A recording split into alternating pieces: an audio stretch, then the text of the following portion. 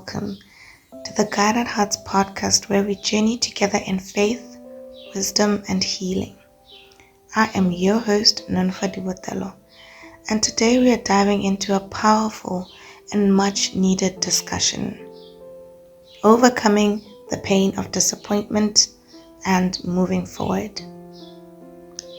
Have you ever found yourself returning to a person or a situation knowing deep down that it's not good for you?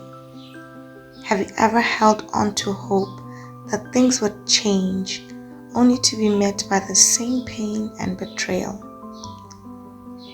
Today we take inspiration from the story of Samson in the book of Judges, chapter number 15, and explore how to break free from cycles of disappointment and truly moving forward.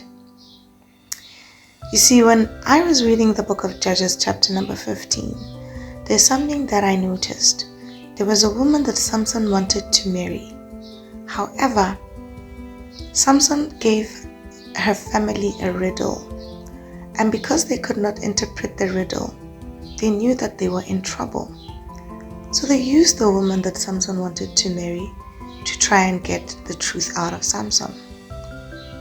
And it worked. She got the interpretation of the riddle.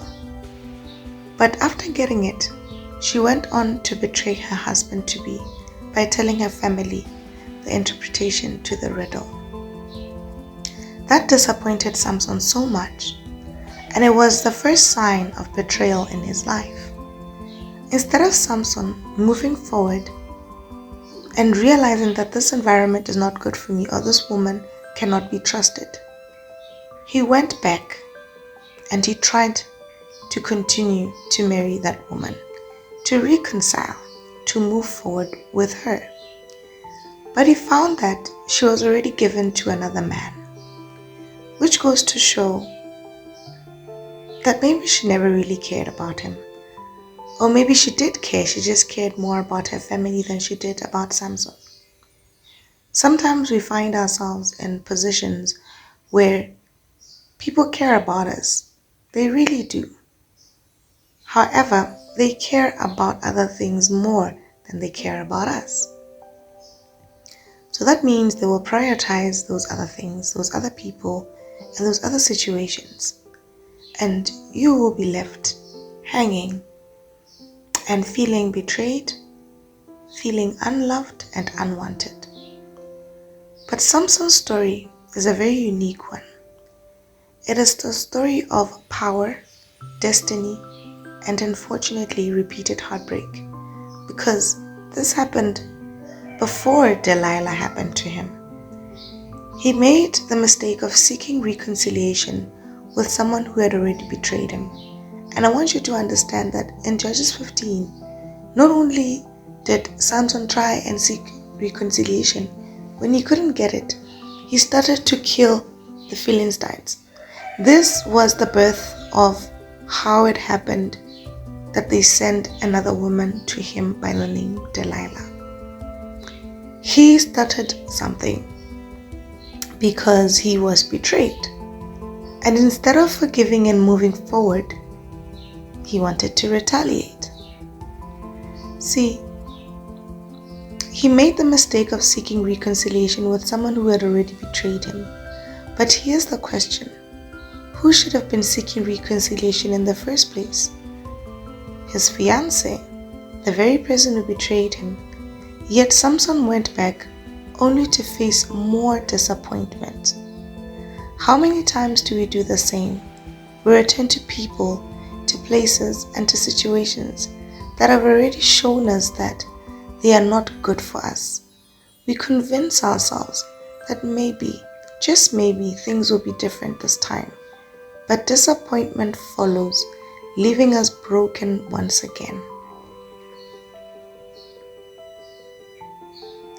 It's important to understand that forgiveness does not mean allowing the same people back into our lives. Forgiving someone doesn't actually mean trust is restored. It doesn't mean we can continue relationships that have proven to be harmful. Letting go is often the healthiest choice, we must separate the act of forgiveness from the decision to reconcile. Some relationships, environments, and situations were never meant for us, and the sooner we recognize that, the sooner we can truly begin to heal.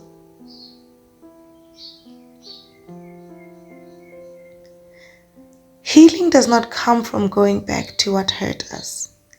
Healing comes through self-awareness, personal growth, and allowing God to direct us towards better. It comes from understanding that our worth is not tied to people who have betrayed us.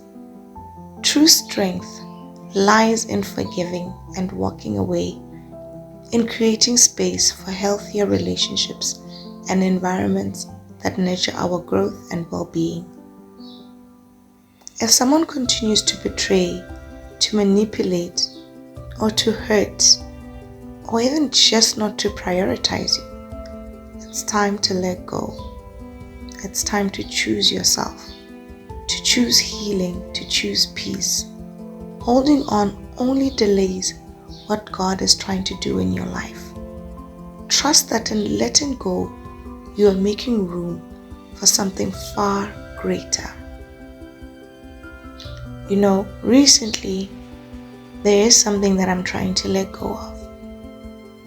And even though it's hard, I know that I have to choose myself. Because in the past, I never chose myself. I was always afraid, thinking, if I leave this situation, if I leave this environment, or even if I leave this person, will I find something better? And how long will it take for me to heal? But what you don't understand is that staying there will prolong your healing process, because you're getting more attached and so many other things will happen that you will have to heal from. Instead of recognizing a pattern at an early stage and removing yourself from the situation, it doesn't mean you never cared about the person. It doesn't mean you never cared about the environment. It just means that you care more about your heart, your mind, your soul, your body, and your spirit. Because you cannot drain yourself.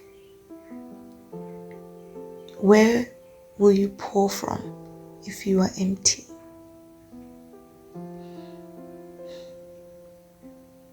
And then we have some practical steps to move forward. Number 1, acknowledge the pattern. If you keep experiencing the same disappointment, take a step back and recognize the cycle. Ask yourself, why do I keep going back? Number 2, choose healing over familiarity. Just because something feels familiar doesn't mean it's good for you. Healing requires stepping into the unknown, trusting that God has better. Number 3, set boundaries. Not everyone deserves access to your life. Protect your heart by setting clear emotional and physical boundaries. Number 4, pray for strength and direction. Ask God to help you release the pain, guide your step, and bring people into your life who will uplift you. Lastly, number 5, surround yourself with support. Healing is easier when you have the right people around you.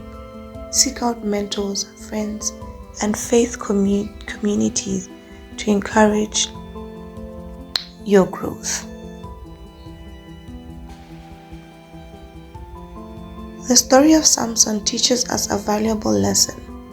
Going back to what hurt us will only lead to more pain. God calls us to live in freedom, to walk in wisdom, and to trust that He has something better in store for us. So today I challenge you, choose healing, choose growth, choose to move forward, let go of what is not meant for you, and embrace the future God has for you. Thank you for tuning in to the Guided Hearts podcast. If this episode resonated with you, don't forget to share it with a friend, follow us for more, and continue walking in faith and purpose. Until next time, Stay blessed and keep moving forward.